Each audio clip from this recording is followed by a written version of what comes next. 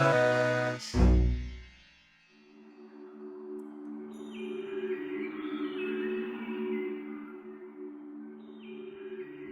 hello, hello, and welcome to another episode of the Hilaritas podcast.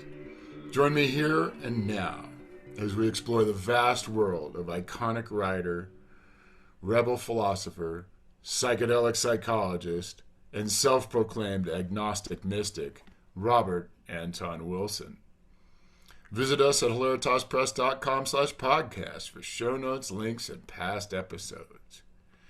Right here, right now, it is my great pleasure to share with you my chat with body-based therapist and author, Devaraj Sandberg.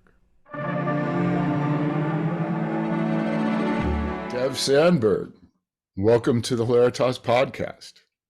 Hi, Mike. Hi. Nice to be back. I think I interviewed you once, or maybe I can't remember which way it went round a couple of years ago.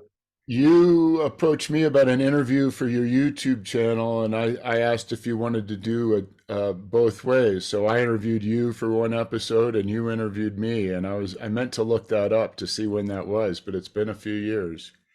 Yeah. Well, it's nice to see you again, man. You're looking very healthy. Oh, well, thank you. I've been out in the sun. Well, I want to dive right into it. I was looking on your website and it says, my mission is to maintain, develop, and reinterpret the traditions of body-based therapy in the 21st century.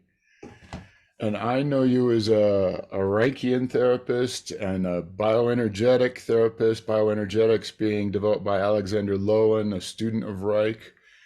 And I'm curious, what would you call yourself today, or body-based therapist, teacher, trainer, and how are you reinterpreting these technologies? I mean, I would definitely call myself a body-based therapist.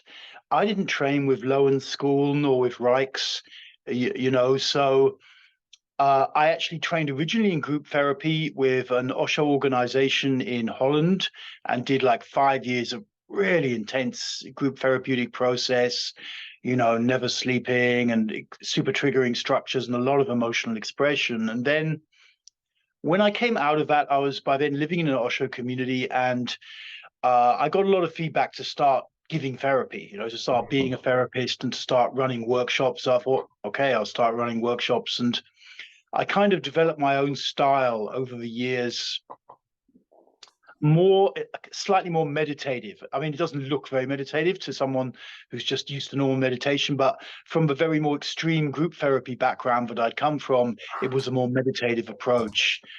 And I think what I mean by the reinterpretation is that, a lot of this therapy, like from Reich or Lowen, in many ways, it never really moved forwards from like the times of their halcyon days.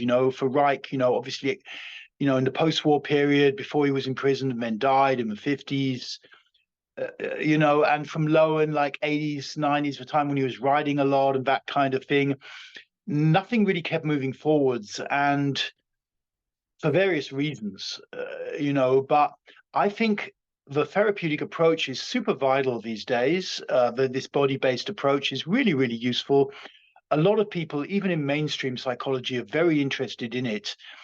But there's very little training that can be done. My ex was like a PhD in clinical psychology, and she did 6 years for that. And she said they covered Reich for like an hour or something, and like that's what it looks like. And it's not to put it down, but psychology has come from a very cerebral background as I see it.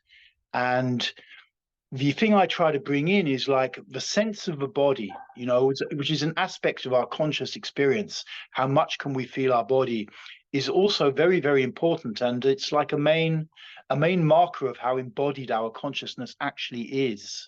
If you cannot feel your back, you will lack a sense of support in your moment by moment ongoing social communication, whatever you're doing. If you don't feel your back, your lower back, if you don't feel your belly, you will have to go to your mind and control stuff in order to feel in control of the environment that you're in, and that you're not going to be invaded or attacked by someone in some physical or ego way, in discussion. And so the sense of a body is a huge resource that we have that we've never really looked into in terms of modern psychology from the early days, really, of like Freud in the 1890s and stuff, all the way through. I mean, Freud a bit and Reich a bit, but it's never really come out. And I think it's more and more important these days, just as a resource. Yeah, yeah. So when you say meditative, would you say that just putting more mindfulness and awareness into the therapy, or is it more to it than that? Well, I think that's a great start. And, to have, okay, I'm going to, what you do in bioenergetics basically is the basic model, from Reich is that trauma or conditioning or unprocessed events from childhood or the past is held at a muscular level or in the body fascia. And the fascia is like this interconnecting tissue, inside the body. And ideally, it should be fairly fluid, and muscles should be fairly toned. But what tends to happen is they hold on to the past. The nervous system comes in during traumatic experience or during conditioning. It's actually trauma is very popular these days. Conditioning is actually much more common in my experience as a therapist. But basically the nervous system comes in and it just shuts down access to sensation. It restricts the breathing, and then it essentially, it kind of makes the body, it locks away a certain level of emotional response and energy, affect, as they used to call it, in the body. And so you can approach psychology just by going into the body. You put your body in these weird kind of bioenergetic postures, and you breathe and you feel your body. And this causes holding patterns or dead areas in the fascia of a muscle system to start to release. And subsequently, you feel more grounded, you feel more open. It feels safer to be in the world and be open, basically, which is for most people, ideally, that's kind of what they want. Once you have an experience of feeling safe and open, it's so kind of pleasurable that you inevitably seek more of it. I yeah, well boy, so many directions to go here, but I was looking through some of your material and there was a breathing course or book, but it had an image of a person laying on the floor, I believe, with their knees bent, but they were reaching out. And I was wondering if the reaching out is just somebody with their arms up, or if that's actually meant to simulate like reaching out. Yeah. I mean, that particular exercise where you lie on your back and you reach up, yes, it is stimulating reaching out. It's like Okay. that, it's putting your mind back in that infant kind of state of being on your back, reaching up for something you want, or a parent, or something like that. And by stretching fully here, so that your arms are fully up, your shoulders are off, and that your shoulder blades are down, your neck's down, but your arms stretching, you're accessing anything held in these muscles, and there's a kind of Mm. psychosomatic triggering that goes on inside the psyche. You start to say the word please, and you find words just come Mm. into your mind. And if you allow that, without censoring it too much, then a release can start to happen. And that was like a Reichian technique from the 30s, something like that, 1930s, to start to break through some of the chest armor, this segment of armor within he had this scheme of segmental armoring. It was one of his ideas. Okay, so there's this kind of mix of the physical with the emotional and the Yes. work. When I think about like we had Reichian therapy and then Lowen kind of took that with bioenergetics and like you said, it just kind of stopped. And then we have like things like Rolfing where they do address the fascia, but they don't necessarily get into the emotional aspect of it. And then two schools of thought I'm familiar with or therapy are like sensory motor psychotherapy and somatic experiencing. And they have maybe the more emotional side of things, but not necessarily the getting into the physical armoring the way Reichian and bioenergetics does. Yeah. I don't know if you're familiar with those modalities. They're fairly popular in the underground here. Or Yeah, somatic experiencing, I know Peter Levine's work, yeah. and he will also talk a lot about the sense of a body, I believe. I've never really studied it like formally and stuff, But it seems, a more gentle meditative approach. I know he's quite against emotional expression and stuff like that, or he used to be. But I mean, I think it's great stuff. All we're really doing here is just, it's a bit like meditation or mindfulness of a body, but you're also opening up the body. You're not waiting for stuff to come. You're kind of putting your body under certain levels of intelligent stress to provoke an emotional response. So it's like, classical Buddhism seen in a therapeutic context, you might sit and kind of wait for emotions to come or feelings to come and then kind of watch them, this kind of idea and stuff like that.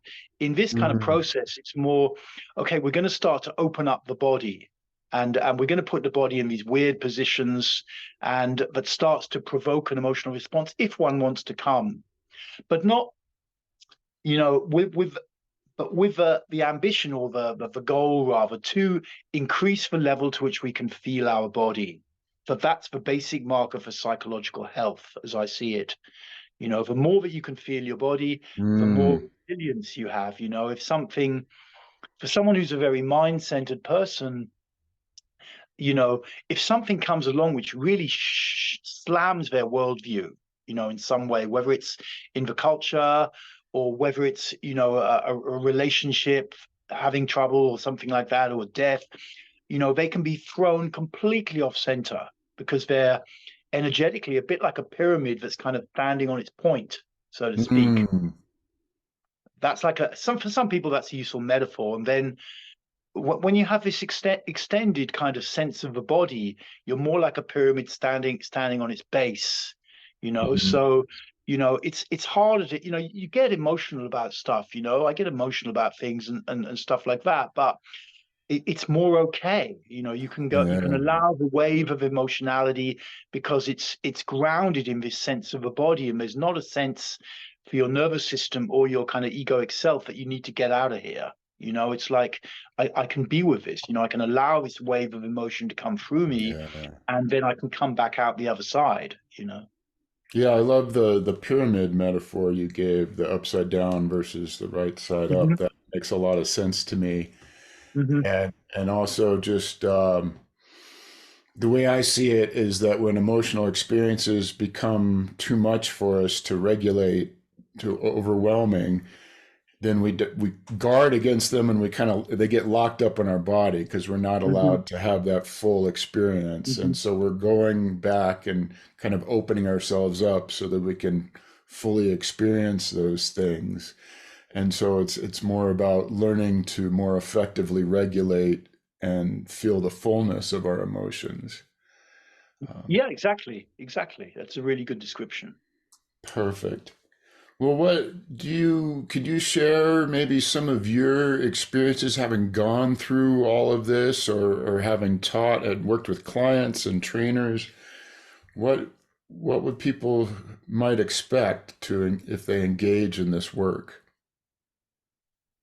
Well, for myself, when I'm working one-to-one with someone, like usually online these days, I mean, I kind of give them workouts rather like an old school doctor would give you medication, you know? Mm, So you get like a daily workout, which you do like either every day or like 5 times a week on separate days, maybe 20, 30 minutes of stand-up bioenergetics. And then you get a weekly workout, which is something, it's a belly breathing technique I developed, which is quite powerful at getting into the gut, which is kind of the core of the primate energy system, and if you mm, get the gut clean, if you can bear to work at a gut level, which is not always possible for people to start with, but if you can, you probably won't need much other therapy. So I give people those kind of workouts, and we discuss, if it's appropriate for them, and that kind of thing. And of course, I listen initially to what they require. They maybe do a Reichian character structure quiz of mine, and then and we have some discussion. I suggest a workout, and then they say yes or no, or they want to do it like this or whatever. And we make an agreement, and then they take that away and they do it, at the agreed rate for a few weeks, and then we do another session checking back in.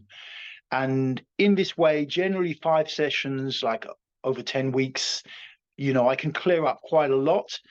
And more importantly, the person gets a sense that they know how to move forwards with whatever they're okay. working with, and that if they continue doing the exercises, they'll continue to make progress.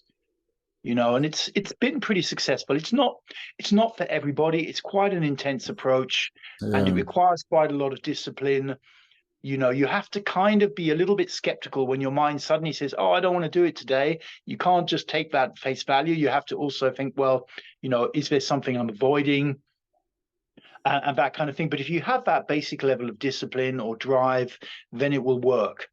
One of the underlying problems really that I think in the 2020s we're seeing in therapy compared to, say, the 1990s, in the 1990s, it was very popular, particularly in the States, but right across the West, that this kind of mind had a lot of power, that we Hmm. could manifest our reality. Books like The Secret, courses Mm. on manifestation, Awakening the Giant Within, Tony Robbins, and this kind of thing. And I think, 20, 30 years of like brain science down the line, it's pretty clear that there's a lot of processing that's upstream of the conscious thinking self, and the nervous system has these ways to just take us out of there, that it's learned, so that it's kind of monitoring our environment all the time subliminally, and it's allowing us to come more in, be more open, or it's closing us off, getting us to dissociate, whatever. We're not in anywhere near as much conscious control over our life as we may have believed, back in the 90s. And that's not to completely dismiss the role of or to dismiss responsibility for who we are, but it is the case that I think we've got way less control than we believed we had, like even 10 years ago.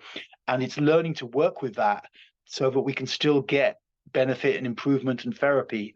What happened for a long time in therapy, I think people got into just blaming themselves when they couldn't make any forward progress, and it's like, and then they're caught in a sort of negative loop with that, I should be able to give up these kind of this much coffee or my weed smoking or what I'm doing on the internet, but I can't do it, and blah, blah, blah. And it goes round in a kind of spiral or sometimes on the therapeutic journey. And I think, understanding that the nervous system is really this force that we have to negotiate with in some way and find some way to bring it on board with development, and take it out of this kind of very overprotective mothering role where it's almost always shielding us from the rawness of experience. This is a big part, I think, of a modern day therapeutic journey.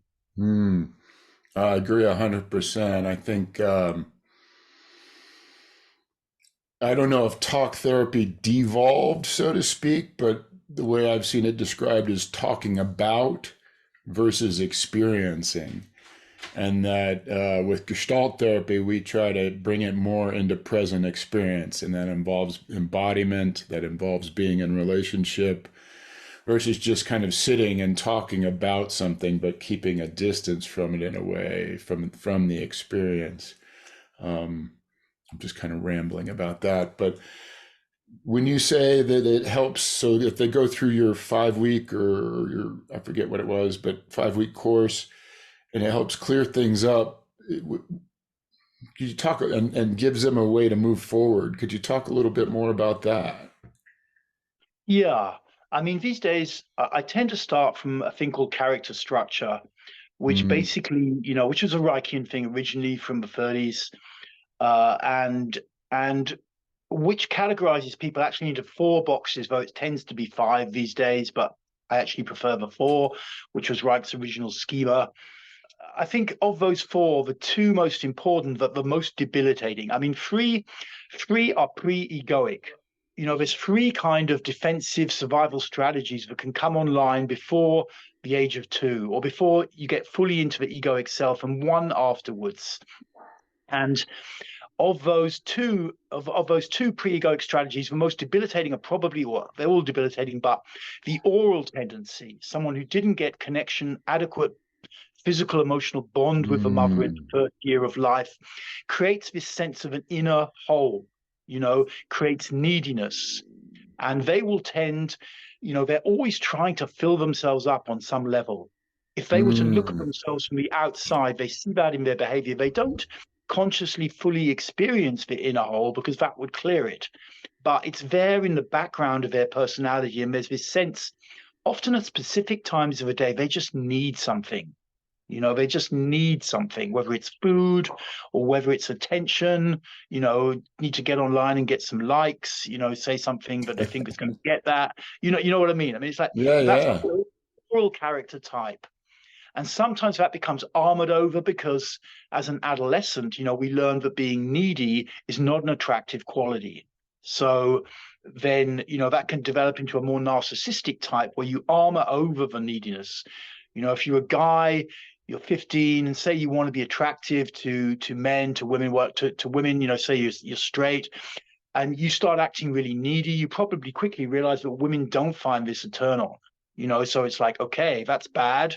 Armor over the neediness and appear confident. But the neediness keeps running under the surface, classic narcissistic type. Another debilitating Reichian character structure is the endurer, what used to be called the masochist, a rather pathologizing label back in the day.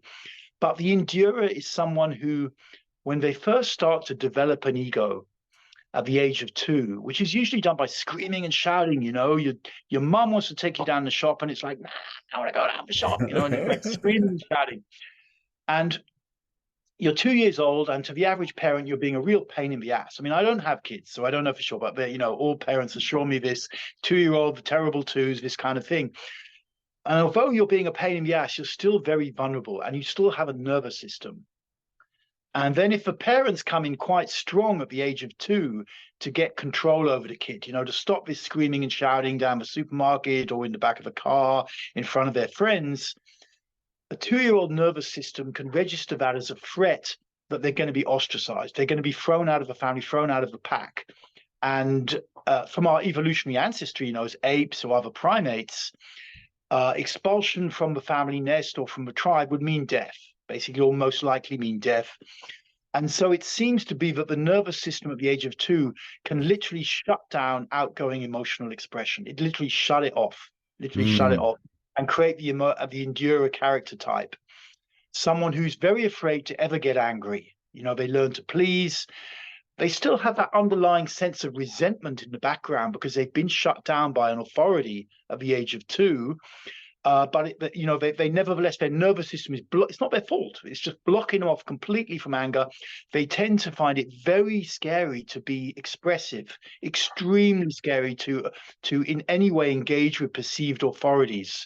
You know, like they need to be at DEFCON 1, you know, ready to even give feedback to a boss about something which, you know, wouldn't to the average, say, worker be remotely confrontational, you know.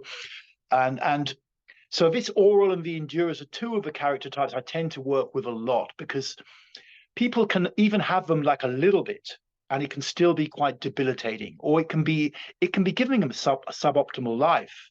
You know, even if you're only 30% endurer, but you're someone who really wants to get ahead, get a good life for yourself, challenge yourself and move up, this endurer will always be holding you back.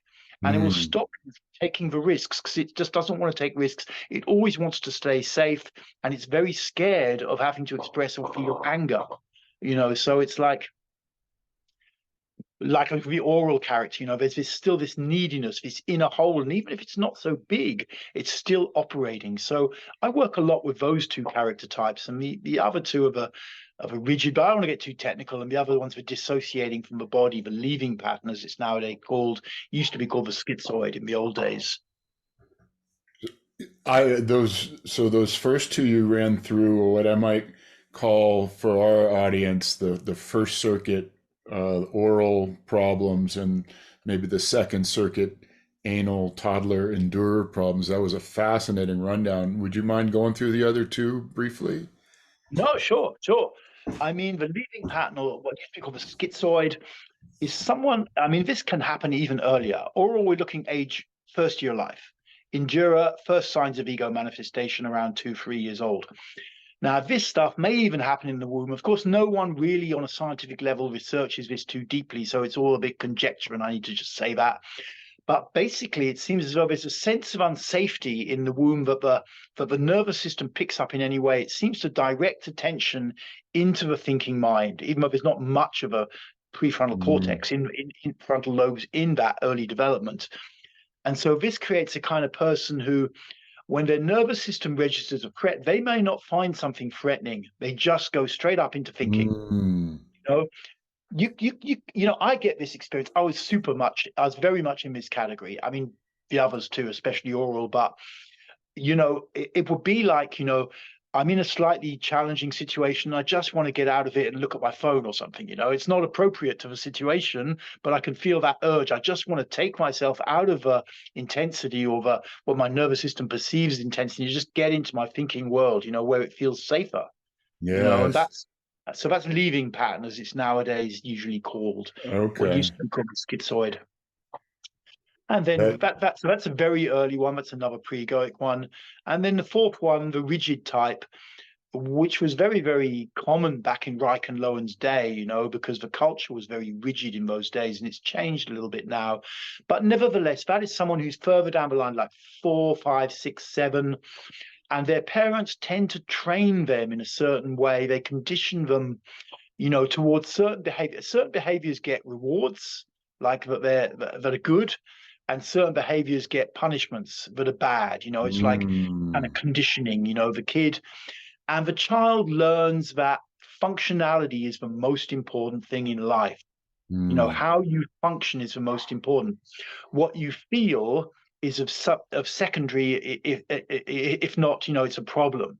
Feelings are a problem for the rigid type because they might get in the way of functioning. mm. And so the rigid type kind of makes the backbone of, like 80s, 90s culture, even today, really, but they're very good in management. They like hierarchies and they want to move up the hierarchy. They will play the rules of the game to move up the hierarchy, like a work thing or something like that, to get the promotion. They test and challenge other people, the men and the women. Women will test and challenge before granting any kind of sexual favors, sexual access to a man. They want to test and challenge the rigid male. He's gonna challenge a new person at work to see if they're, and he will grant respect if he feels that they're good enough. And if he feels they're not quite good enough, he's gonna, in his mind, he's gonna diminish them. It's like, and so they maintain a lot of the structure particularly in Western culture, but in other cultures too. That's a rigid type. To be really in the rigid type, you don't have so much pre-egoic stuff going on. You don't have so much oral endura or leaving pattern. You're more high functioning, but you're just obsessed with functioning. Typically, their life starts to unwind a lot after the age of, say, 40, 45, when their egoic strength diminishes. They find it harder to be functioning, and all the suppressed emotionality that's there in their system starts to kind of pump up, and it becomes it's really a struggle for them. That's the classic rigid, basically. Fascinating. I appreciate that was the great rundown. I assume your deep clinical experience with all this really informs Yeah. how you can discuss it because I just feel that what you're talking about is not just theory but grounded in experience versus yeah. Yeah, I Thank. mean that's the whole, like I said at the beginning, there was this kind of interruption where things didn't move forward very much from Reich and Lowen, and uh, you know I work with this shit all the time, so it's like, I have to, and I'm dealing with clients, I'm dealing with real, I have an expectation how it's going to go, how is it actually going to go. I ran a 7-day workshop on this stuff, residential, earlier in the year, and it was just fascinating to listen to a lot of people's experience with it, working with these character types, acting out the character types and stuff like that. And that, in a sense, is one of the big shames, and part of my work, what I'm called to kind of do, and encourage other people to get into this scene and step up and become therapists, because I'm getting on now, I'm quite old, but like well, yeah, I still keep going, I'm in the 60s, but like it's like, because this shit to me needs to keep moving forwards. It's like, it's a little bit of a tangent, but where Reich landed was, mainstream psychology moved away from Reichian stuff. Reich himself got pursued by the FDA and this kind of thing. He was into his science thing with orgone and all of that kind of stuff as well. And the bottom line is, you've got people that are into Reich are usually into orgone. They're into the conspiracy side of Reich, that he was suppressed by the FDA because he could treat cancer or whatever kind of, theories like this, which I don't really agree with, you know, But the kind of tragedy is that very few people are actually working with this shit. Even Reichian therapists aren't really working with this stuff in a modern way in my personal experience of them. So no one is really developing this stuff. There's a chap in California, Steve Kessler, who's written a book and works with affirmations and stuff like that, and he's really good. But I wanted to really bring the body-based aspect back in, to treat the oral, to treat the endure, to treat the rigid and believing pattern. Well, So, that's all. that to me is my life's kind of that's the core of what I'm doing, really. I would have never guessed you're in your 60s, so I assume that's a testament to the body-based work that you've done yourself. Yeah, man. Um, I've got more gray hair than you, and I'm 51. Uh, I'm 63, man. oh, right on. You look great. Well, Well, thank you. do you have, I don't know how much you've looked into Reich. I'm curious. Our first episode ever on this podcast was around Reich, because it was one of the things that Robert Anton Wilson did early, that apparently had a profound impact on him. There's a biography that it should be out later this year to talk a little bit more about that. But we went deep into Wilhelm Reich's life, and it just seemed like his ideas got crazier and crazier. And it's like, at what point do you draw the line with Wilhelm Reich and be like, this has gotten too crazy for me? And I don't know if you want to answer that. I'm just kind of what that question is. Where do you see the line? What's your take on Reich? I mean, right. I like Reich. I don't know. I mean, the main thing that I read about as a biography of Reich, I read a few of Reich's books. The main thing I read as a biography was this guy Myron Sharaf, Rage Yeah, on Earth, I think it was called. Who was a yeah. student of Reich and who wrote this like pretty long biography, which I thought was really excellent. But I don't actually, obviously didn't know Reich, and that's the main source material for my understanding of Reich. But there may have been a part around the kind of negative orgone phase of the early 50s, I think, where he was losing it a little bit. But I mean, I don't, you know, I mean, there's a couple of things I want to say, but Reich, I don't believe Reich was really, destroyed by the FDA, who were a new body at the time. Some woman wrote a piece for Harper's Magazine or something like this, slagging Reich off, rather as you get, some kind of kook, pseudoscientist who was just exploiting vulnerable people, telling him he could cure cancer, which he hadn't said anyway. And then when you get back to that kind of unfolded. Reich was still a significant figure in the psychological mainstream in the 40s and 50s in America. And he had friends who were lawyers, American lawyers who knew American law really well, and could have represented him in court and were trying to be his counsel. And he was a little bit in this immigrant phase, as I see it, where because he'd come over to the States right at the beginning of World War II to avoid persecution, like a lot of intellectuals in Europe had, the Nazis basically, and he'd come over to avoid persecution. He was straight away quite famous, I think, in New York and this kind of scene. He'd settled out in Maine and stuff and started more of his orgone work and that kind of thing. But he was still looked up to as someone in the scene, and he had lawyer friends who were like, man, you just need to get us on board and to fight this FDA case. But he still had this immigrant thing where like America's the land of the free, and I will just get up in Mm. court and I will speak my truth, and the judge will listen to me, and he'll realize that orgone is right, and I'll just be set free. And the lawyers are like, no, man, don't go down. I mean, I'm putting words in there, my head. Like, don't do that shit, man. Don't do that shit. You need proper legal representation in the States. This is the 50s. But he was adamant, he would do things his own way, and he had that aspect, So he was adamant, no, I'm going to defend myself. And what happened basically, which was he had no real defense. He tried, I think, to give speeches to the judge about orgone. It wasn't going down too well, and he ended up with 2 years, and he died about 8-9 months into his sentence of a heart attack. So that was a tragic loss. So that was kind of where Reich landed. And the pseudoscience thing and the idea that Reich was crazy.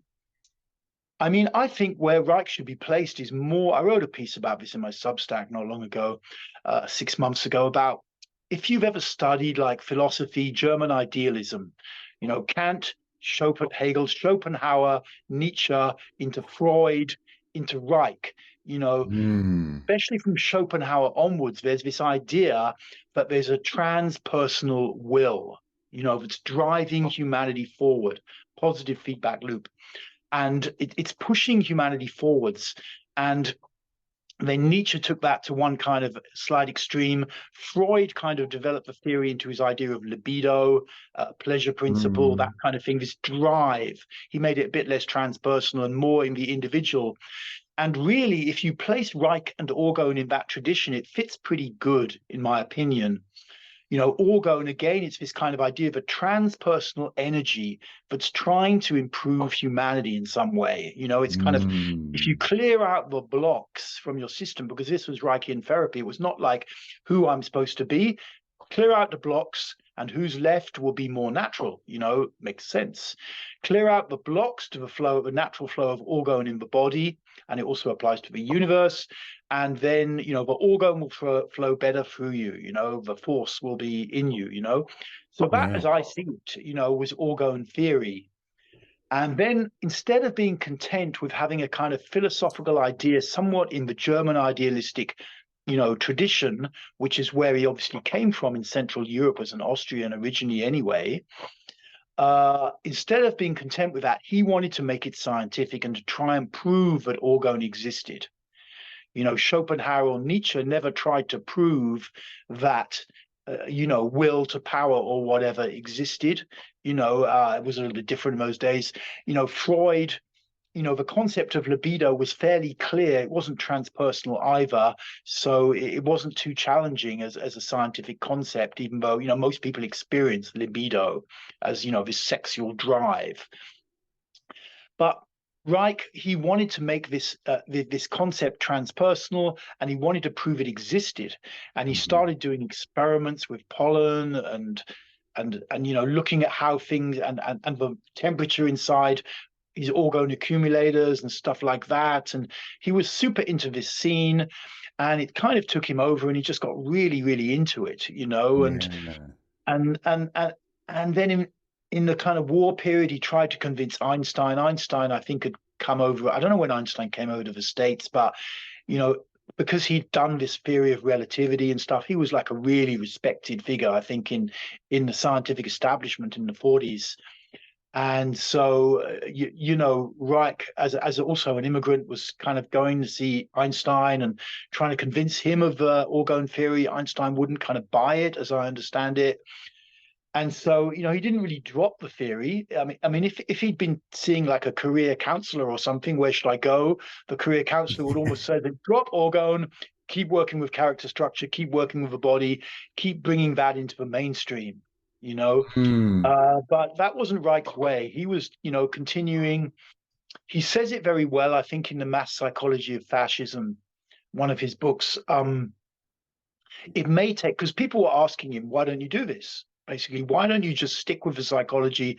Why do you keep going into all this kooky, weird shit that we don't really want to get on board with?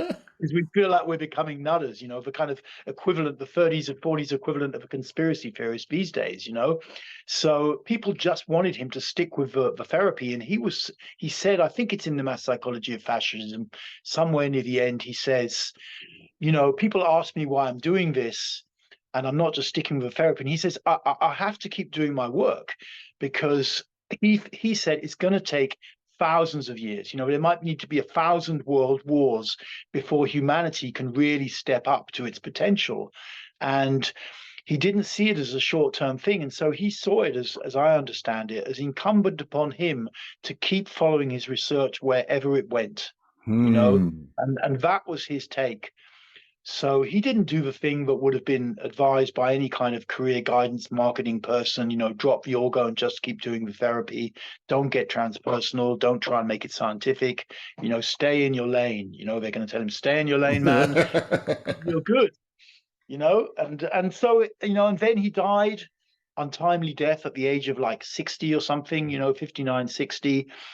And so, as Dan Lowe, another Reichian guy said, it's like he never really got this phase, at the end, the last 20 years of your life, that you get to kind of, recap all the stuff that you've brought into the Mm. world, the life of a genius polymath kind of thing, and put it out, go on the lecture circuit for large sums of money and talk to people about your stuff and kind of legitimize it in the eyes of the world.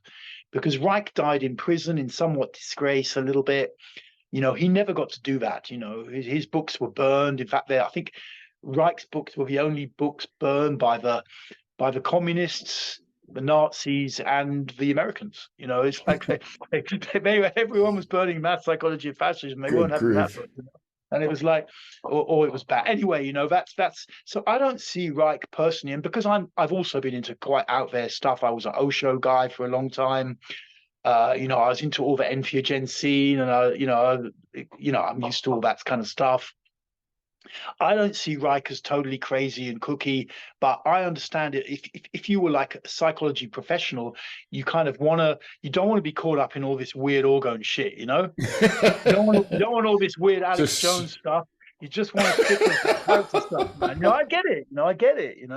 But that's my take on Reich, really. And yeah, again, you have a great way of communicating. I love the way you think about these things and then communicate them, because it was Dan Lowe that we actually interviewed for our first episode on Reich, which was nearly 3 years ago. But when I say crazy, I guess I'm speaking from this place. A lot of the figures we profile on this podcast are really on the frontier. And there's Mhm. that fine line between like genius and insanity, and they kind of Yeah, skate that yeah, line. yeah, And yeah. then as you start going through Reich's history, it's like it seems like he tipped over that line at some point, and maybe not. I don't want to go too far Maybe. with that Yeah. judgment, but and my impression was also that he sort of went without representation, and this is just an impression. I really haven't studied the man in his life, but it almost seemed like he was making a martyr out of himself in the FDA case. But Yeah. I appreciate your perspective, where no, he's kind of more of a naive immigrant that thinks America is the land of the free, and that Yeah. he could just, that makes a lot of sense to me, and it's kind of a shame that he ended up where he did. um, and then it's also just kind of hitting different topics, like Orgone seems very similar to what we might call in the East chi or prana, yet he didn't want, it seemed like he was really trying to separate Orgone from those things so he could have his own thing. I don't know if you have a take on that. Or, No. You see, Chi and prana were more just about energy, as I understand them. You may and orgone had intelligence as well. This was the kind of, as I mm, understand orgone, it also had this kind of directional kind of intelligence to it in some ways. Now, a proper Reichian scholar, if you can find such a person, could comment on that. But that's my understanding more of okay. had a certain directional intelligence, as opposed to being something more like chi or prana, chaya, whatever, where you kind of like almost put electrodes on the body to pump up its energy state or something like that. You just create more free energy, uh, you know. But I Okay, think that it did have an energetic aspect as well, And who knows, I mean, James DeMeo was really into this shit. I tried to interview him once. He's passed away now. He didn't really want to be interviewed, and he's passed away now. But you don't know with orgone. It's also possible that it's true. It's also possible that it's yeah. true. It's very easy to get into because there's so much information out there. We have to judge it pretty quick, and as to whether we invest time and take it into our actual body and take it into our mind. And it's easy to look at Reich from the outside and think, what a load of bollocks.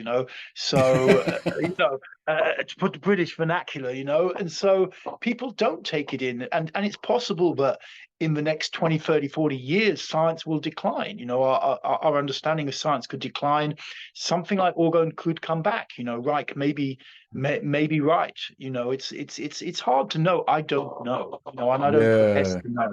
You know.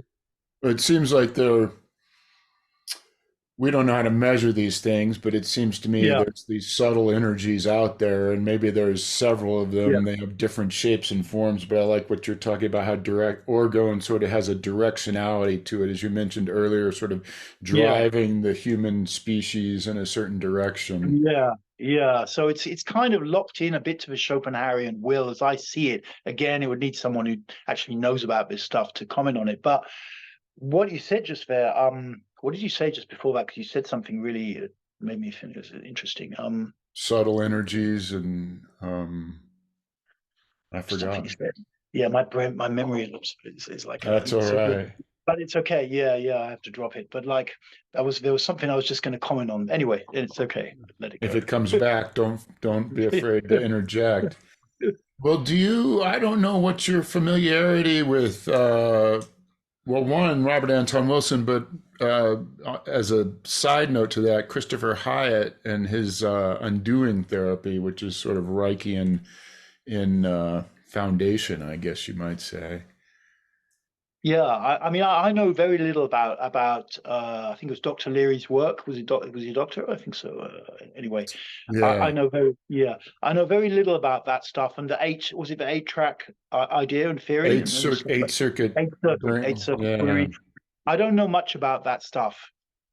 Um, with Hyatt, I know a little bit more. I mean, I did kind of work quite extensively with this thing called the Reich Homebook, which was written by a guy Uh, called Jack Willis, yeah. and he was like he was originally with a but there's some there was a quite they're both dead now anyway, but there's quite a lot of fighting between Willis and Hyatt, and but anyway, Hyatt claimed that he got Willis to write this book of all the Reichian techniques down and stuff, and then they had some argument, and Hyatt Willis ended up publishing this monster volume as a PDF online for anyone to just have it, which was quite a good magnanimous act, I think.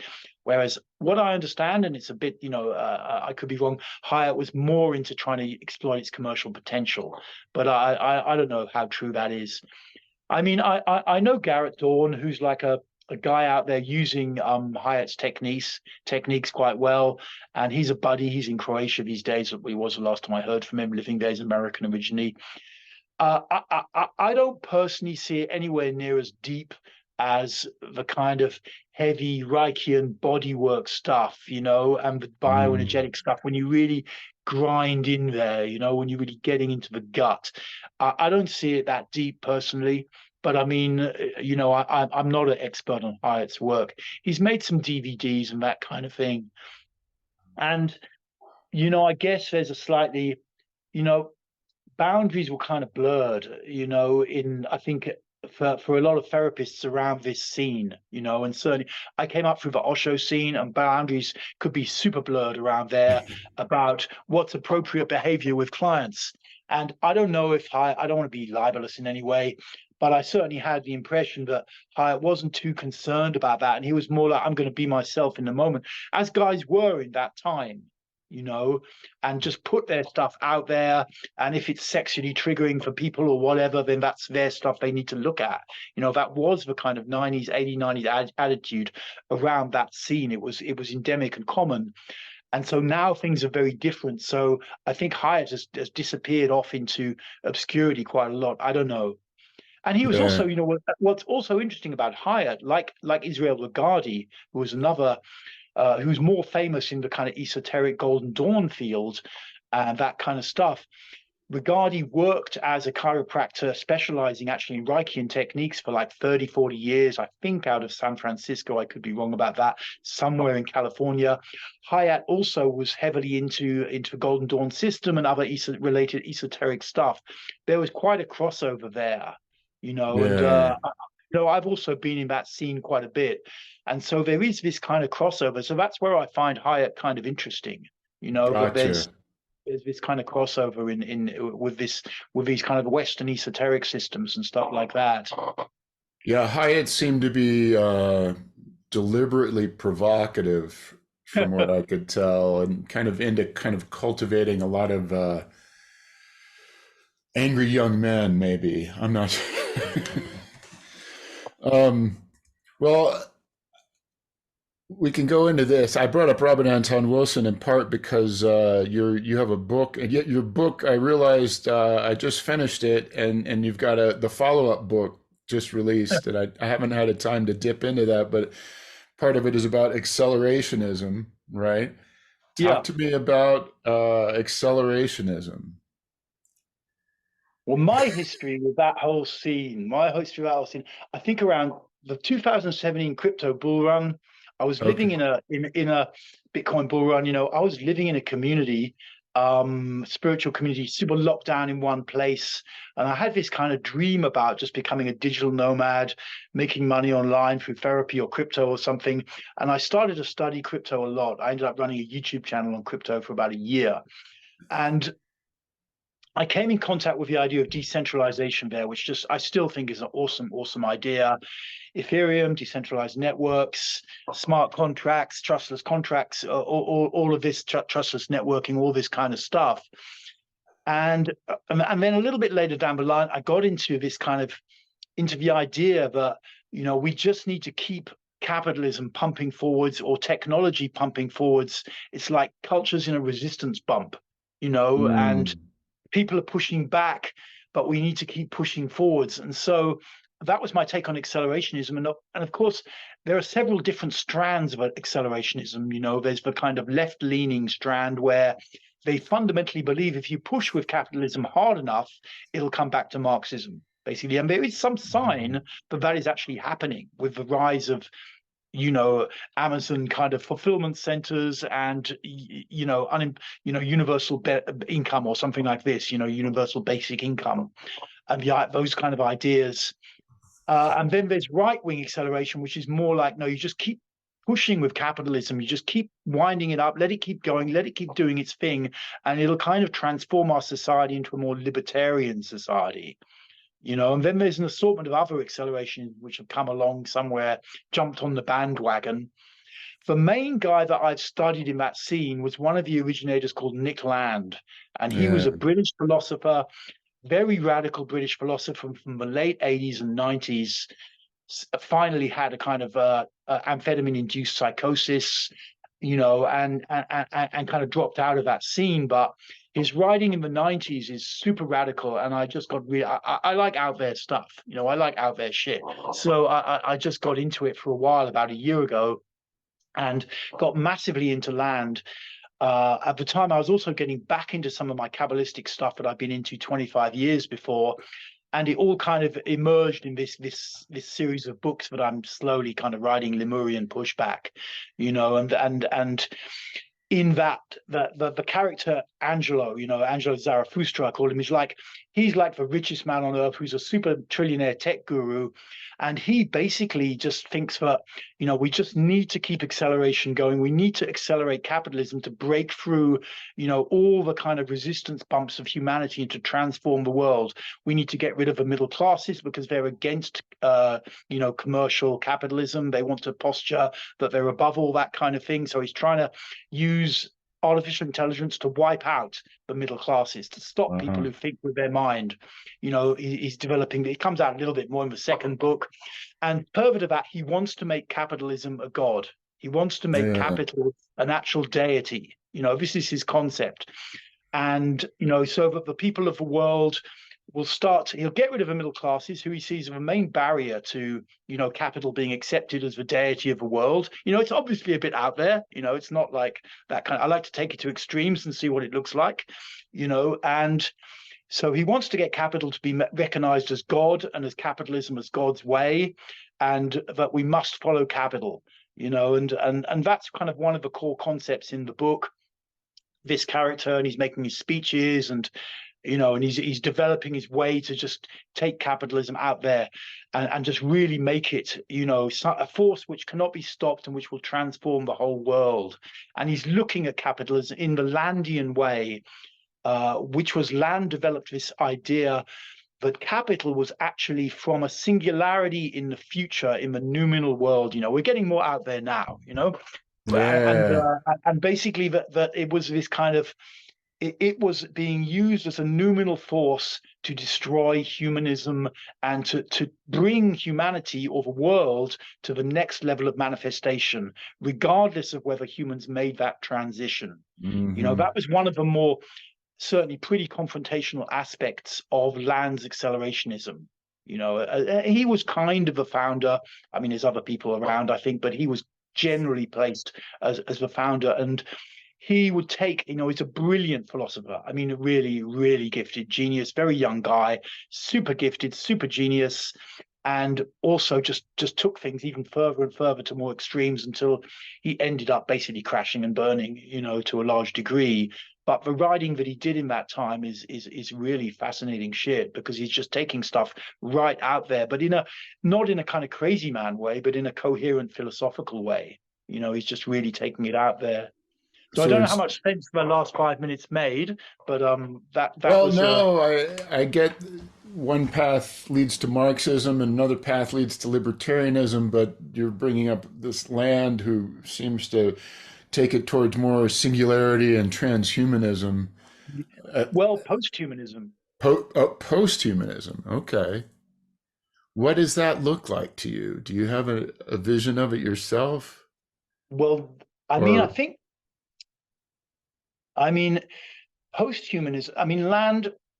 You had the idea transhumanism is more humans getting like increased functioning, like yeah. body parts can be regenerated, life can be extended, cognition can be enhanced or kind of tapped into Google or something like that, these kind of Elon Musk chips and stuff. That's kind of transhumanism. Post-humanism is more like we're just going to crank up the positive feedback loop of, if you understand systems theory at all, of capitalism, and just see where it goes, man. We're just going to put pedal to the metal and see where it goes. And it's Mm, like rather like decentralization, which is a different thing. We don't really know what it looks like, which is scary. It's acutely scary, and it's right that it's scary as well. And so that's what it's looking like. Land's concept was like, no, we're just going to move it forwards. We're just going to move it forwards, and whatever comes out is going to be good because it's coming from a kind of super intelligence of the future. mm. And obviously that's quite a major trust exercise if you're actually talking about a planet with 8 billion people on it who are potentially all going to die. It's like because of capitalism, it's possible. So But it's it's like that was his concept yeah. got it. Well, that I mean that ties in very much with what I'm seeing with artificial intelligence now, where you have a crowd that's saying we need to regulate it, we need to keep an eye on it, and the accelerationists in that sphere are just like, let's let it rip and see where it goes. Um, which, yeah, we'll see. I mean, something I see from the last few years, and having been on quite a journey with all this crypto, decentralization, accelerationism, land, and all this crazy shit, is like, I mean, what's really happening, from about Web 2 onwards, Facebook onwards, is it's just what they call reterritorialization. All this potential Mm, was there at the early days of the internet in the 90s, all this potential to liberate the freedom of information, allow information to flow everywhere, decentralized networking so people could just work for each other or transact with each other without all these third parties, whether they're banks or eBay or Uber or whatever, they all this safe transacting, all this potential did not really manifest at all. mm, It basically all got ground down to one or two corporations running the whole thing, rather like, General Motors would have run something or National Oil would have run something, back in the 30s, And so it just all went back to this top down hierarchical kind of control structure. Very, very little really manifested. And so the singularity has been like a massive damp squid in many ways. Now, of course, something may shift, but it's like rather like one of those fireworks you let off and you all stood back waiting for it to, kick off, and it just kind of fizzled out, and you're not really sure if it's stopped burning at all. mm, You don't really want to go right next to it yet, but maybe it comes to life. But also, I mean, compared to Land's writings of the 90s, very little of that stuff really manifested because capitalism just got caught up. It didn't have the forward impetus to drive through the kind of hierarchical midbrain control circuits and the nation states and the corporations, who were threatened by decentralization, all of this kind of thing. So it never powered through all of that stuff. Now, Yeah. maybe it's just taking its time and it will get itself together, and as if it is some kind of numinal force, and power through it eventually. But that hasn't really been happened. It's all that's happened is like everything's just become ground into this kind of, I don't know, like all the wealth is going through to a very small number of people. That could be possibly part of capitalism. If we say it's numinal, its intention to break through and keep going, put all the power and money in the hands of a very small number of people and let them drive it forwards, possible. Or it's just going to get caught up in this absolute mess, and Western society, Western society itself starts to decay, and there's some signs that could be happening. And, the rest of the world slowly pulls itself out of Western influence and starts to move up. And there's some, living outside the West for a few years now, there's some evidence that is happening as well, with Putin, China, and all of this Middle Eastern stuff. It's like the rest of the world, which is obviously diverse, but it's like, they might just start to pull themselves away from the West, and the West might become a little bit of a stub that doesn't really, because it's been driving stuff for like 400 or 500 years. The West has been in control, leading stuff. America, particularly British, then the Americans, guys, you don't have to live in these extended family systems, always, doing the same shit going on. We can do something different, and that impetus seems to be dying off now, to my perception. The idea of this kind of Captain Kirk cultural leader coming out of the States, it needs something to really clean it up. Get some, if America's gonna come back and be a world leader, I think there has to be a time of purgation where you get some of the vested interests out of the system, not just like Nancy Pelosi betting on the stock market because she got into the side of information, but the whole thing needs cleaning up. And if it doesn't clean up, who knows? But I think that capitalism has got stuck, from where it could have gone in the 90s. It's got very, very stuck, really, and the internet has got super stuck. So techno Yeah. capitalism is very stuck at the moment. Right. We see, or what I see at least, is all these tech companies that were changing the world became big tech. And, Yep. we have the FANGs and the Magnificent Seven and all that jazz. And they just become big institutions like everybody else. Yep. And we need the little guys, the fast moving startups so that's an interesting thought that maybe the West isn't where it's going to happen, or Yeah. something new Yep. needs to spring up out of somewhere. Yep. Is there a connection between what you see happening with Reichian therapy or body-based therapy and opening up the body to sense and feel more and regulate more emotion? Do you see a correlation between that and accelerationism?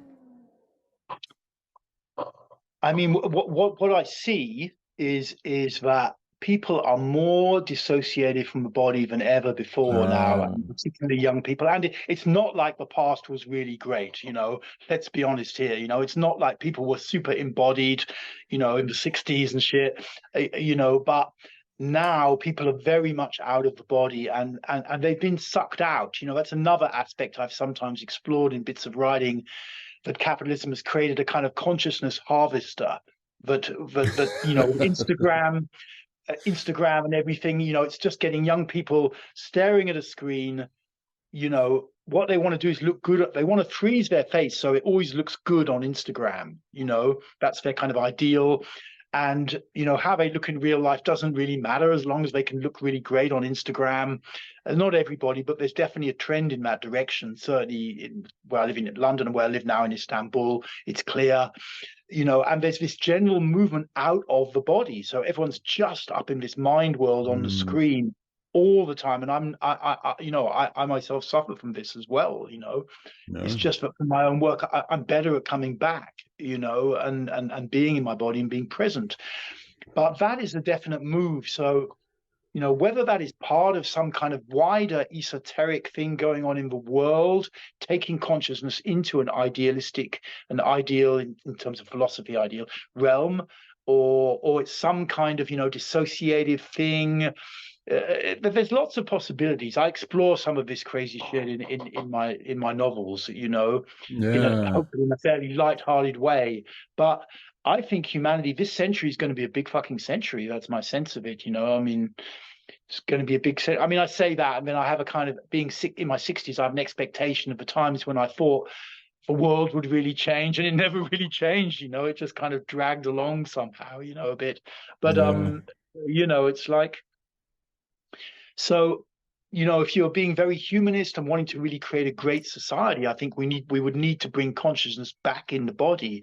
But how to actually achieve that is not easy. It's possible that this generation of young people becomes so mentally ill that somewhere governments have to take action, and that might start Mm. outside the West, where there's some maybe leanings in that direction to get technology a bit more under control. Who knows? Who knows? We're in play, hey, as a people. I think, you know. Oh, I have to say, I agree with all of that. It seems to me that our phones and our technology and our phone, maybe it's just phones and social media, are bringing us up into our head. Mm. And I think this will be the third podcast in a row where I've mentioned this, but it seems to me that social media is really exposing those shadows of our consciousness, that repressed nature. Nothing pisses me off like getting on Facebook. It brings out the worst in me, Yeah. to where I avoid it as much as I can, or I don't have it on my phone. So whenever on my laptop, I'll take a peek. Um, but then you mentioned this idea of I did my notes weren't a consciousness capitalism. I think it was as a consciousness harvester, Yeah. and it reminds me of the hungry ghosts of Yeah. Eastern Buddhism. But the best thing I think that struck me is that you said that you're just as vulnerable to it as everybody else, but because of Yeah. the work you've done, you're better at maybe better at recognizing when you're in your head, Yeah. my words, and but what you said, better at coming back, getting back Yeah. in the body. I might add getting back into relationship, um, Hmm. but that's fabulous. Um, Yeah, I try to be open-minded about stuff, you know. I think most people from my background who work as a therapist and kind of humanist, they're just going to say tech is bad. A lot of them are going to say screens are just bad and this is really bad for kids and how people should be is like this. I try not to just go down that road, and I may be wrong for that, but I also see humans are really loose. We adapt. The brain has changed a lot since Google first emerged. Since it's actually mm, changing. It's rewiring itself. It's doing all sorts of shit. And ultimately, we don't know if that's good or bad. And I don't want to be caught in analysis paralysis with it because, maybe at some point we really need to take a fucking position with technology. I don't know, but it's possible, hey? And maybe older people who know a bit for time before tech actually have to get up and say, no, this is enough now, but it's possible, but I also like to stay open to the other possibilities. yeah, I don't see it as good or bad because if I put a judgment on tech as good or tech as bad, it doesn't fucking matter because tech is going to keep moving forward whether I have an opinion on it or not. Um, I think that's maybe my acceleration position that Hmm. it just Hmm. is and it's going Hmm. and it's fascinating to me. Hmm. Um, well, let's see what else. I think we've covered you. Well, talk about you went into a digital nomad. You're living in Turkey now, but you come back to the UK to do workshops. Is that correct?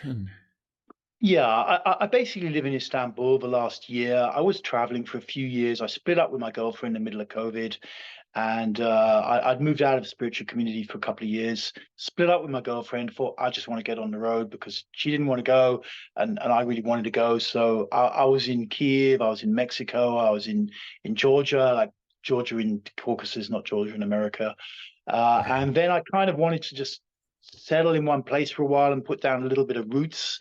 So I kind of picked Istanbul as a cool place, and now they changed all the residency, so I'm fighting to stay, but hopefully I can stay, and that kind of thing. And yeah, so I've kind of dropped the digital nomad thing, but it was a good experience to have for a few years. I traveled a lot in my 20s and 30s before I got into therapy and Osho and stuff.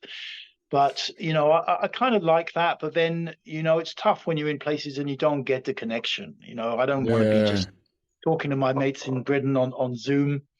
And nowadays, because Istanbul's only 3.5 hours flight from London, so I come back, I run a workshop, I hang out for a week or two, catch up with friends, see my dad, see my sister and her family. I don't have kids myself, and do some of that stuff, and then get back to Istanbul. And I want to travel a bit more around that area, particularly Iraq. I want to get into Iraq for a while. It's kind of much more peaceful now, and they're trying to get tourists in and stuff like that.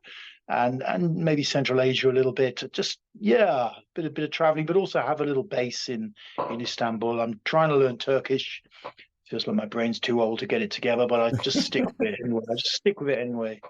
So trying to settle down in a home base, but still, um, Yeah. I'm curious if the nomadism and the travel has, if you see it affecting your consciousness, how your perceptions, if it's changed you. Yes. I mean, that's a really good question. There's a part of me that didn't get challenged all the time when I was in spiritual community, which was relating to the oral side. My mum left me when I was a baby and I was adopted. And I had this huge neediness wound inside, and I still Mm, carry a chunk of it around. And living in spiritual community with so much connection for nearly 2 decades, it never really got challenged on a strong level. And then I was with my partner, ex-partner, just living in a flat. And then 3 years ago, when we split up and I moved out on the road, suddenly I'm in countries where I don't speak the language. Not many mm, people speak English. I'm getting very little connection.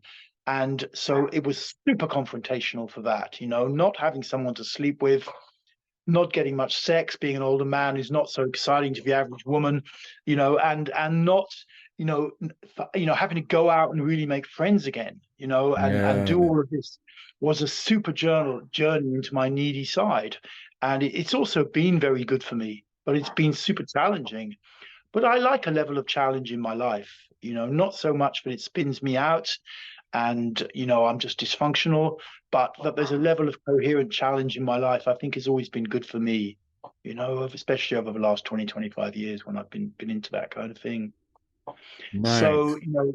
so that has been the backdrop of my being a single male, older single male, traveling around in foreign countries, not knowing people, has been the backdrop for the last 30 years, for the last 3 years or so. And that's been super challenging, just having to feel my body and be in that space, not getting the connection, not getting the stuff that I've been used to, and having to be more functional and without disconnecting from my sense of the body, without just going Mm, off somewhere.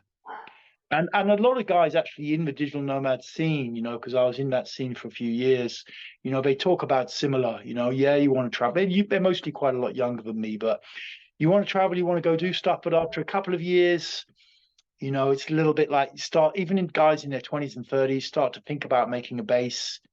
It's not everybody, but for a lot they do, but it's not, we are not as, we can't just change everything around all the time, Western yeah. society is kind of an experiment on some level.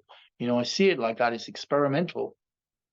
And one of the more modern experiments is, hey, can we just shift around the world and just rock up in Mexico City, not know anybody, and just be functional? And then, 2 months later, go over to Singapore. 2 months later, be in, Almaty or somewhere, Moscow, whatever. It's like, and actually, it's not easy to do that, and there's certain issues that need to be faced. This idea that you can just move around and your environment doesn't matter so much. Mm. So, that's it's Yeah, it's interesting to get your perspective on that experience. Well, Deb, it's been a real joy chatting with you. I'll put a bunch of links in the show notes. You have a YouTube channel where you Yeah. do some Reichian exercises or body-based therapy stuff and interview interesting people. And then you have a body-based therapy school, would we call it, where there's self-directed courses and workshops and one-on-one work you do. Really fascinating. Plus your books, we'll get those in there. Mhm. I got to Cool. find out more about this land guy and look into some No, of his stuff. Anything specific you want to promote here while I got you? no, it's okay. I try not to do too much of that stuff, but look for Lemurian pushback if you're interested in this kind of accelerationist stuff and that kind of futurist themes. You can get that on Amazon for virtually nothing. It's super cheap. So if Yeah, you're interested. I just And finished it. oh, Go right. ahead. Fun Well, I little just want to book. say you've been a really awesome interviewer because you know so much about the background as well. I feel like I could probably interview you about a lot of these topics and you'd come up with a load of interesting stuff as well. It's yeah, it really felt like I opened up a lot because this is a subject that interests me a lot. Um, well, great. Thanks for being here. It's been a Thank pleasure you. chatting with you again. Thank you. Thank you, Mike. Cheers. Cheers.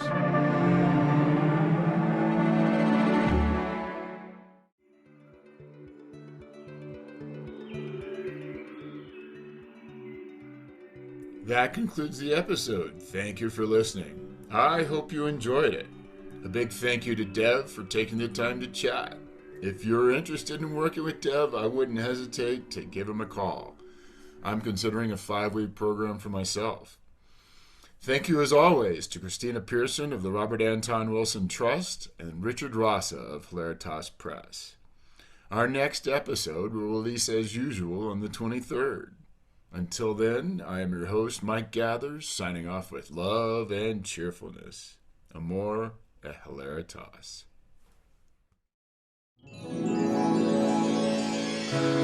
Hilaritas.